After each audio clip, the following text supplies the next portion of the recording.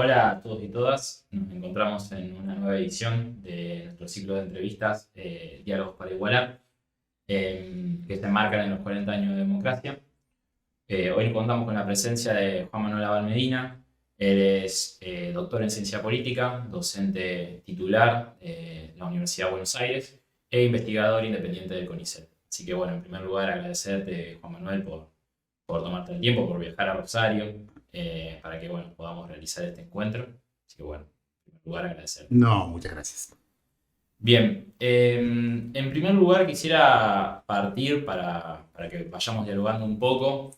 Bueno, como decía, este ciclo está marcado en lo que son los 40 años de democracia y en algún punto quería comenzar por qué balance podemos hacer en torno a estos años. ¿Qué puedes decir de eso? Y en todo caso, a partir de ahí vamos desmenuzando un poco, porque bueno, fueron 40. Sí, sí, es una pregunta medio recurrente, ¿no?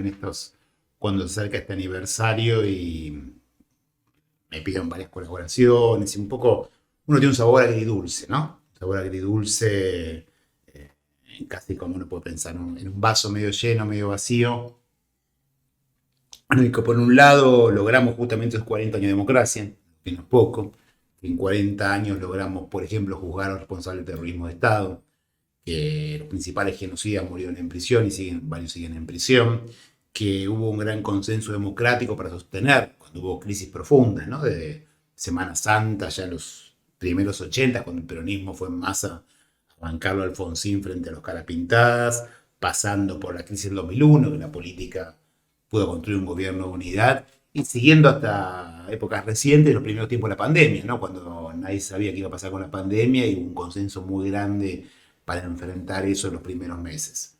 Eso es obviamente lo positivo. Lo negativo que están puesto en cuestión en el día de hoy es cuál ha sido el desempeño de esta democracia. ¿No? Está visto que la promesa de Alfonsín, fundante de con la democracia se come, se cura y se educa, no se logró, que el gran déficit que han tenido estos 40 años es básicamente definir un proyecto de desarrollo que pueda generar crecimiento con inclusión social. Hemos tenido episodios que sí, algunos más de un lado y otros más del otro, pero en líneas generales esa es la gran deuda que tenemos, que tiene que ver con que para muchos argentinos y para muchas argentinas las condiciones de vida siguen siendo muy difíciles y especialmente en estos últimos 10 años no han parado de decaer, ¿no? Sí. Y yo escuché en una entrevista reciente que te hicieron también, bueno, enmarcado en lo mismo, que justamente vos, el análisis que hacías tenía que ver con cómo hoy los gobiernos, por lo menos en América Latina, Argentina ha tenido la característica de tener cierta estabilidad política o tener una estabilidad política de lo cuales otros países no gozan, pero como contraparte está esta inestabilidad económica, Claro. que bueno, el 89, 2001. Exacto. Yo vengo trabajando mucho esa idea, la paradoja argentina la definía, en la cual, eh, digamos, a contramano que ocurre en casi toda América Latina, si uno pensaba cómo estaba América Latina hace 20 años, hace 15 años, para poner un número, en 2010, había una estabilidad económica y una estabilidad política en la mayoría de los casos. De ahí para adelante, la mayoría de los países han perdido esa estabilidad política, pero mantienen estabilidad económica. Brasil con el golpe de Estado a Dilma, un presidente como Bolsonaro, después el retorno de Lula, Colombia con grandes movilizaciones y la primera victoria de un gobierno de izquierda en mucho tiempo, Chile, que después de muchísima estabilidad tuvo movilizaciones gigantes, represión, cambio constitucional, constituciones que fracasan, presidente nuevo de izquierda, digo, casi todos los casos de América Latina una enorme inestabilidad.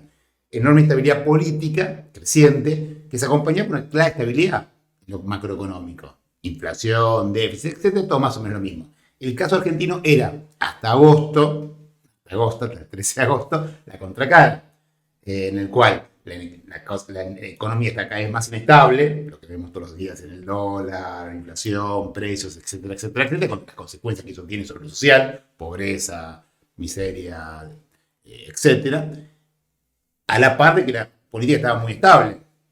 Estas dos grandes coaliciones, la nuestra y la de Juntos para el Cambio, más allá de los cambios de nombre, del 2015 en adelante veníamos reemplazándonos unos a otros y manteniendo más o menos la misma cantidad de votos, ¿no? Si uno se fija, Juntos por el Cambio, hasta agosto, había sacado en las elecciones parlamentarias más o menos los mismos votos y las ejecutivas los mismos, y nuestra coalición también. Entonces yo siempre terminaba esas exposiciones, esos artículos, diciendo, bueno, ¿qué es lo que hasta cuándo, con semejante inestabilidad económica y con tan mal desempeño social, se podía sostener esa estabilidad económica? Bueno, ¿y hasta cuándo? Fue el 13 de agosto, con la gente con su voto mayoritariamente, en primer lugar, votó una opción disruptiva que no tenía nada que ver, que justamente quiere penalizar a esas dos grandes coaliciones que hemos sido muy capaces de mantenernos estables, gobernar, pero hemos sido muy incapaces de mejorar la vida de la gente. Sabemos el desastre que fue el gobierno de Macri y lo lejos que tuvo nuestro gobierno de llegar a las expectativas que habíamos hecho, ¿no? Así que esa es la situación. Y ahí, porque me parece interesante algo que creo que en el momento siempre se reitera, digamos, cuando se habla de esta idea de la crisis de legitimidad o de representación, la crisis de representación, que en otros momentos de la historia argentina, 89-2001, justamente hubo esa expresión, o por ahí uno hacía el análisis de los problemas de representación. Hoy existe como tal. Yo creo, como dice un amigo, un colega radical, pero un amigo, Andrés Malamud, lo que existe en Argentina es una crisis de exceso de representación. Hoy todo el mundo se siente muy representado, especialmente los que votaron a Milei. Sabrán, ¿no? Gritan, hay mucha representación. Lo que hay es una crisis de gobernabilidad. Nadie puede gobernar eficientemente la Argentina. En los 80, 90, en los 90, perdón, cuando vos decías, había 3 opciones políticas que decían más o menos lo mismo. Las 3 hablaban de convertibilidad, coincidían con el modelo. Entonces había una crisis de representación porque nadie se sentía representado por eso. Yo siempre con mis alumnos, a los que les digo, recuerden, o pregunten, o fíjense en sus manuales, qué pasó en el año 99 en Argentina. En el año 99 en Argentina se votó entre tres candidatos. De la Rúa, Duhalde y Cavallo. ¿Quiénes gobernaron? Los 3. Ganó de la Rúa, lo trajo a Cavallo, cayó y gobernó. Esa crisis de representación que explotó en el 2001. Me parece que lo que tenemos hoy es una crisis de gobernabilidad. La gente encontró y construyó opciones, tanto nosotros como Juntos por el Cambio, que la representan mundo de ideas, conjunto de valores, conjunto de visiones, y ahora lo que representa Milei, lo que estas opciones no pueden hacer es tener la capacidad de transformar la vida de la gente. Por eso es más complejo la resolución, ¿no? Y ahí, porque a mí lo que me llama la atención es ¿qué tiene que ver con la definición de esto, de un modelo de desarrollo y la incapacidad de estas coaliciones de gobierno de poder acercar posiciones? En buena medida sí, yo creo que en buena medida somos opciones cada vez más minoritarias y queremos que las cosas sean como todos queremos. Entonces eso choca contra la propia realidad y la realidad de un diseño constitucional como el argentino del 94, que se hizo a la luz de ese consensualismo de esa época. Entonces, cuando antes hacía falta la mitad del Senado para nombrar un juez de la Corte, ahora hace falta 2/3. Y hay una juez vacante. Donde antes hacía falta el presidente nombrar directamente al procurador, ahora hace falta 2/3 del Senado. Nadie los tiene y el procurador está vacante. Cuando se creó una figura como el defensor del pueblo y hace falta 2/3 de ambas cámaras para nombrarlo, hace 20 años que está vacante. Es decir, nuestro marco institucional es para grandes consensos y cada vez nosotros estamos más fragmentados y tenemos menos capacidad de lograrlo. Entonces, en algún punto es cada vez más difícil transformar la realidad. Y se va viendo una especie de radicalidad en el discurso, que las opciones políticas nos decimos todo, nos insultamos, nos gritamos, pero con menos capacidad de afectar las cosas de la gente. Entonces, los problemas nadie los puede resolver.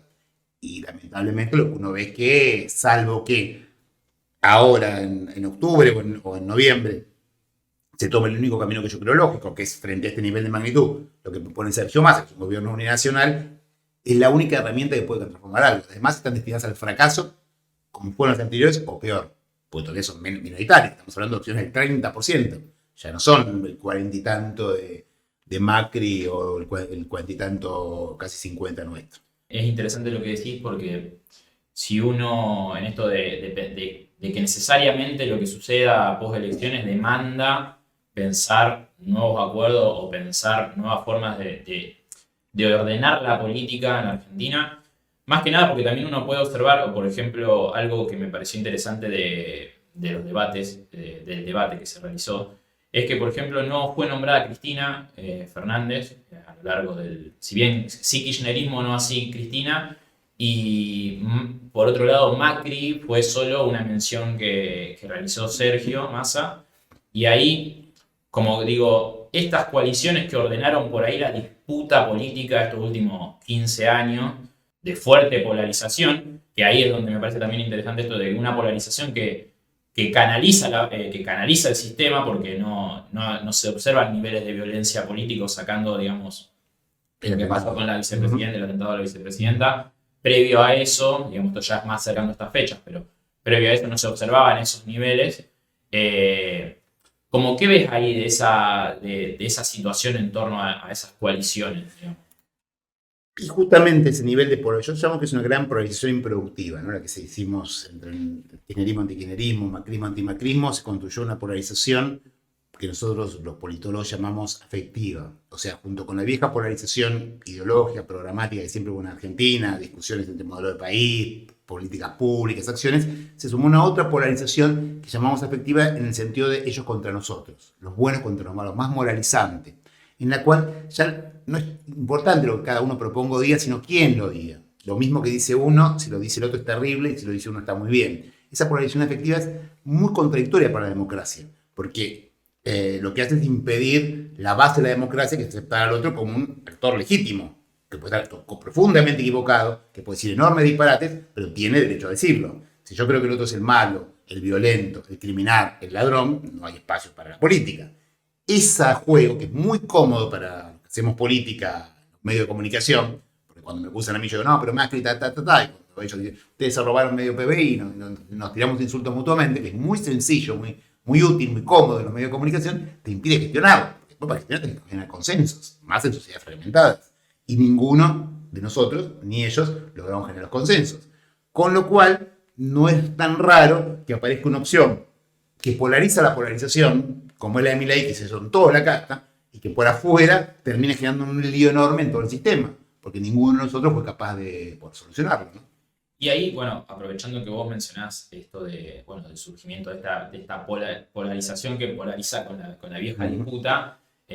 Por eso, como vos decías antes, casi desapareció Cristina y Macri en el debate, porque apareció alguien que dice que Cristina y Macri son lo mismo. Cristina y Macri no, porque Macri no se usa, ¿no? Pero Cristina y el macrismo, Cristina y Juntos por el Cambio, los radicales o eso son más o menos lo mismo. Sí, ordena la disputa en otro lugar. Claro. Y ahí, sobre, este fenómeno, digamos, que el fenómeno de Milei como personaje, digamos, pero en algún punto representando, no sé, yo quisiera recuperar un poco, lo menciona en su momento Cristina Fernández, digamos, en esta idea de no hay un giro a la derecha de la sociedad, sino que en realidad querer, digamos, vivir bien no es ser de derecha, digamos. Porque claramente hay movimientos en la región, a nivel global, que ordenan. Sí, yo no creo, yo estoy de acuerdo, yo no creo que haya un giro a la derecha, lo que creo que hay es una radicalización de la derecha. La polarización que hablábamos antes, programática o afectiva, es centralmente una polarización asimétrica. Lo que se polariza en el mundo es la derecha, la izquierda no se polariza. Digamos, lo que crece no es el FIT, lo que crece es Milei. La política se va a la derecha, no la sociedad. Y como ocurre en muchos países del mundo, esto que surge de la extrema derecha, lo que hace es tener un poder de chantaje sobre la derecha tradicional. Y en gran medida lo que ocurrió Juntos para el Cambio era eso. Hace un año tuvimos este reportaje, la mayoría pensaba que el próximo presidente iba a ser el que saliera de la interna de Juntos por el Cambio. ¿No? No se lo va a pelear, obviamente, pero la mayoría de eso.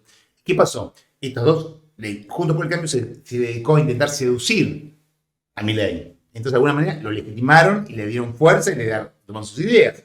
Patricia Bullrich, de manera abierta y explícita, y Horacio Rodríguez Larreta, de una manera más culpógena, pero, por ejemplo, como primer senador en la provincia, puso a Esper, que era el principal aliado de Milei. O sea, todos intentaron seducirlo. Y al intentar seducirlo, le dieron entidad, le dieron fuerza, y la gente, pues, entre la original y la copia, votó la copia. Entonces, con lo cual, eso ocurrió. Por eso nos da esta imagen de que la sociedad se corrió a la derecha cuando escuchamos un discurso como es un debate con el otro día, con los principales candidatos. Pero es mucho más de la política de la sociedad. Bueno, por lo menos en la previa, lo que uno, a partir de lo del debate y a partir de lo que, como fue este último año que vos mencionás, claramente ahí pareciera como que en términos de cuál es el futuro de las coaliciones, digamos, más allá de los resultados, obviamente dependen de los resultados, Mucho. como que a Juntos por el Cambio se lo ve como en una situación media de como de quiebre, inclusive más allá de entrando en un posible balotaje, o por lo menos uno puede percibir eso en torno a los movimientos que hace Macri entre... Esta es una situación muy compleja. Esta es una situación muy compleja porque, de vuelta, intentaron todos masivamente legitimar esta opción. Esta opción les ganó. O sea, intentaron hacer lo mismo que hizo el PP, haciendo política comparada exitosamente en España, que es legitimar en parte a Vox, pero sin legitimarlo del todo. Estos al revés, estos lo que hicieron fue copiarlo y hicieron tanto que terminaron quedando segundos frente a lo nuevo. Y ahí está en una situación muy compleja, ¿no? Porque aparte dejan en un mal lugar cuando uno escucha a Milei, ve que odia el peronismo, pero mucho más desprecia el radicalismo. Cuando habla del radicalismo habla todavía peor. El problema en Argentina no empezó en el 45, como dice Macri, sino con el 16, con Hipólito Yrigoyen. Cuando habla de los radicales, habla como que fueron los peores del planeta. Y esa coalición, la UCR, cómo la UCR puede estar cómoda en ese lugar, es muy difícil, ¿no? Cuando Patricia Bullrich, cada vez para seguirle disputando ese espacio, cada vez también toma posiciones cada vez más radicalizadas, ¿no? Bien, y ahí, sin caer en futurismo, digamos, pero me parecería interesante esto, ¿cómo ves ese movimiento del radicalismo que en algún punto se encuentra ahí tensionado y bueno, se habla mucho de estos procesos en donde hay vínculos de cara a un posible balotaje, si existiera, entre Massa y Milei? Y yo creo que seguramente muchos sectores del radicalismo en un balotaje, si en el balotaje que seguramente habrá entre nosotros y Milei, van a votarnos a nosotros. Algunos más abiertamente, otros menos abiertamente, pero no veo ningún radical votando a Milei. Es imposible pensarlo, ¿no? Porque contradice absolutamente todo. Supongo que le cuesta mucho votar a Patricia Bullrich. Cuando escuchamos a Patricia Bullrich diciendo eso de que va a grabar a los diálogos de los abogados y los... Yo me imagino a todos los abogados radicales de esta provincia que tienen tradición, que están ahora en la Universidad Nacional del Litoral, los abogados estos, sufriendo con que tener que votar ya Patricia Bullrich con semejante disparate que hace que hasta la vicepresidenta, la candidata a vicepresidenta de Milei la corra por izquierda, ¿no? Y bueno, vuelvo un poco para atrás, pero te quería preguntar en torno a, bueno, mucho de lo que hoy estamos, digamos, todos estos análisis previos a una elección general la podemos hacer porque hubo una PASO que en algún punto generó este baldazo de agua, que por ahí dio unos resultados que la gente no esperaba, o que algunos no esperaban, o algunos lo verían ahí en tercios. Uh-huh. Y bueno, vos tuviste un rol muy importante en lo que fue la sanción de la ley para que existan las PASO. Y yo pensaba, por lo menos a mí me tocó, por ejemplo, votar mi primera elección en el 2011, creo que ya fue con la implementación de PASO. Ahí se estrenaron. Ahí se estrenaron.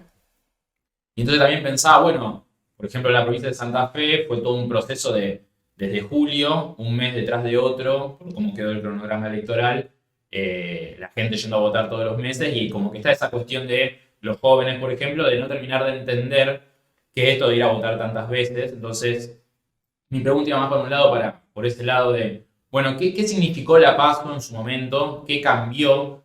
Porque por ahí muchos ya lo tienen naturalizado, pero bien, cumplió una función. Sí, primero que nada, las PASO fue uno de los instrumentos de esa reforma. Es más, cuando sancionamos esa ley, cuando discutimos esa ley, nadie hablaba de las PASO. Se discutía la ley del reparto equitativo de la publicidad audiovisual, se hablaba de la ley del piso electoral, porque las PASO habían generado un cierto consenso. Nosotros tomamos la experiencia justamente santafesina y la experiencia uruguaya. Entonces no era algo que inventamos. Tomamos un poquito lo que existía de un lado del otro, acá cerquita, ¿no? Lo de ustedes y lo de Uruguay. Y en base a eso tuvieron un consenso fuerte. ¿Cuál es el resultado a más de 10 años de su implementación? Yo te diría que fueron útiles en términos de ordenar un poco la oferta política, que era el principal objetivo que teníamos. Lo que nos había pedido Cristina en ese momento, que buscaremos la forma de democratización de la política. ¿Qué significaba? Que hasta entonces las opciones políticas se armaban y desarmaban en cada momento, ¿no?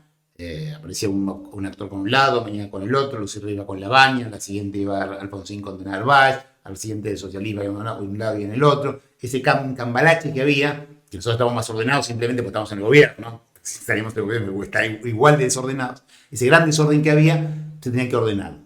Y eso se logró. O sea, hoy cuando uno vota, sabe que vota.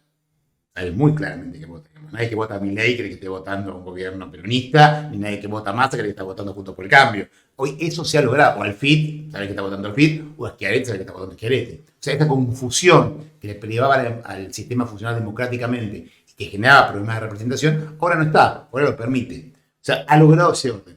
también ha logrado en buena medida democratizar un poco al interior de estas coaliciones, ¿no? Quizás en algunos mejor o peor aplicadas, pero internas, donde se discute y se toman decisiones. Pero bueno, como todo sistema electoral, no hay ninguno perfecto, eso bien lo sabemos, y requiere mejoras. Y bueno, yo tengo una serie de ideas que deberían aplicarse para mejorarlo, ¿no? Justamente vos hace poco escribiste una nota o participaste en una nota en Anfibia y ¿qué elementos te parece a vos que son interesantes para poder justamente implementar en torno a la ley como reforma? Primero que nada, yo haría que fuera parte del mismo proceso electoral.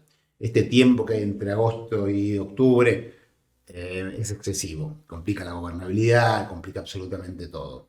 Nosotros queríamos hacerlo así cuando se nos ocurrió la ley, un juez electoral por entonces nos dijo que era imposible porque no daban los tiempos. Yo creo que ahora con las mejoras tecnológicas, las mismas mejoras que la ley hizo, muchos jóvenes que nos están escuchando ahora no se acuerdan, pero en 2011, votaste en 2011, vos votaste por primera vez con un padrón donde estaban las fotitos. Sí. Antes de eso el padrón era una hojita blanca y negra que es un nombre con un documento, y vos ibas con tu documento, que en ese momento el documento era una libreta verde, en que vos decías, yo soy José Pérez, vos te fijaban y te ponían un sellito en cosas y te tachaban. ¿Eso qué significaba? Que, por ejemplo, después de cada elección, siempre se publicaba la cantidad de muertos que habían votado. Era imposible, si venías vos a votar, yo soy José Pérez, estaba muerto, pero igual nadie te veía, no había fotos, no había forma de contrastar. O sea, una profunda reforma que se llama la arquitectura electoral, la infraestructura electoral. Ya, los colores, las fotos, la tecnología, con todo eso ya incorporado, ahora creo que se podría hacer un plazo mucho más breve entre un proceso y el otro, simplificando procedimientos, reduciendo normativa. Por otro lado, también me parece interesante, esto es un poco más profunda, es mantener la PASO como obligatoria para los partidos, pero hacerla optativa para los ciudadanos, como es el caso uruguayo. O sea, los partidos para poder participar en la elección general tienen que llegar al 1,5% en la PASO. Pero los ciudadanos pueden elegir si van a votar o no van a votar. Entonces, ¿qué hacemos de esa manera? Por un lado, incentivamos que los partidos tengan que preocuparse para que la gente vaya a votar. Convencer militantemente, activamente a la gente a hacerlo. Y a la vez le sacamos este efecto de gran encuesta, que un poco también genera mucho ruido, ¿no? Es la gran encuesta que todos conocemos. Porque al ser optativa para algunos, si un partido tiene una PASO profunda, seguramente va a tener más que el otro, pero eso no se va a significar en una encuesta particular. Y en tercer lugar, otra idea que se me ocurre, nos ocurre a algunos, es permitir que haya candidaturas múltiples. Lo cual es una barbaridad, ya está prohibido por suerte en la elección general, pero en la elección PASO tendría sentido que un candidato, por ejemplo, de un sector minoritario de una opción política, se presente a presidente, pero a la vez también pueda ir como candidato a primer diputado. Y a la vez también no obligar, como es la ley nacional, a que el candidato a presidente se vote junto con el vicepresidente. Que cada candidato a presidente puede elegir su candidato a vicepresidente. De tal manera de que, por ejemplo, pueda sumar al derrotado es interno, ¿no? Si quieren. Pero bueno, son algunas. Funciona un poco así en Ciudad de Buenos Aires. En Ciudad de Buenos Aires, exacto. Bueno, eso también está bueno, más que nada por esto, porque es una ley que se empezó a implementar, que ya lleva, como decís, 10 años. Pero bueno, este año estuvo muy cerca de esta idea de sacarla, de eliminarla. Siempre en los años cerca de la elección se empieza a decir que se va a sacar y después no se saca. Lo dijo el macrismo en su momento, lo dijeron muchos nuestros en nosotros. Son esas cosas que siempre que está el Ejecutivo les molesta la PASO. Pero nunca se saca. Bien.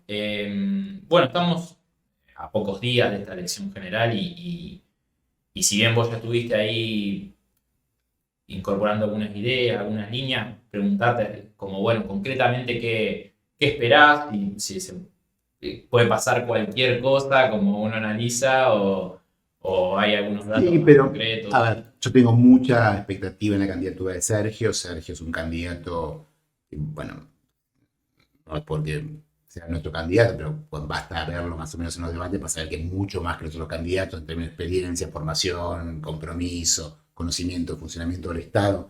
Eso creo que no hay duda.